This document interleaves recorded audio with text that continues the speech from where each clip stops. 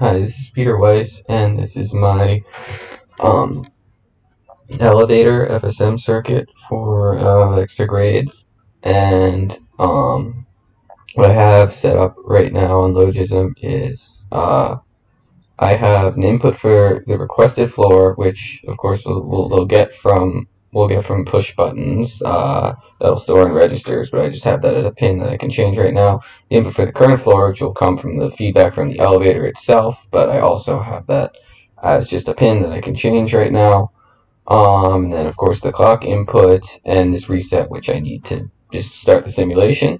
And the outputs here are if the elevator is going up, if it's going down, or if it's stopped. And obviously it will only ever be one at a time. And these are two registers storing the bits. So the encoding for the elevator is like if 0, 1 is up, 1, 0 is down, and 1, 1 is stop, which is just what I did here with these gates. But this encoding is for the FSM, for the next state logic. And it uses this comparator here, which compares the requested floor to the current floor, and it sees if it's greater than, equal to, or less than.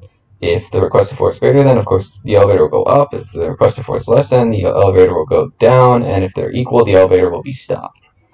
And this logic implements this so that the FSM can work for the elevator.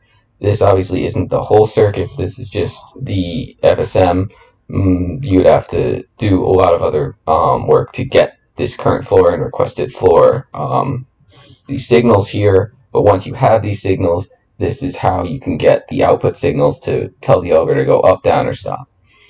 So if we start the simulation, first I reset it so that things can work, and I don't need this for the rest of it. So right now, the requested floor and the current floor are the same. They're both at floor 0, so if I clock it, the elevator will be stopped. And the elevator will still be stopped until I change these inputs. So now let's make the requested floor 0, 1, 0, 0, so like floor 4. So then when I clock that, the elevator will start going up to the requested floor, and say the current floor is now 1, it'll still go up. Now it's 2, it'll still go up. Now it's 3, the elevator is still going up, but once it gets to 4,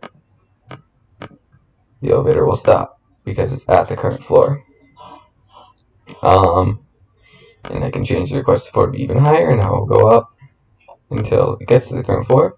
And now say you need to go back down to the ground floor, so the requested floor is 0, and the current floor is 1, 1, 0, 0, so 12.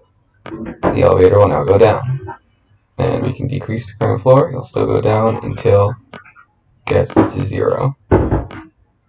So I can't test all the possible outputs because it would take a very long time, but in general, using this comparator and this logic that I will show in the document that I submit, this elevator takes the requested floor and the current floor, it compares them, and then uses logic to make the elevator go up, down, or stop using this finite state machine. Thank you.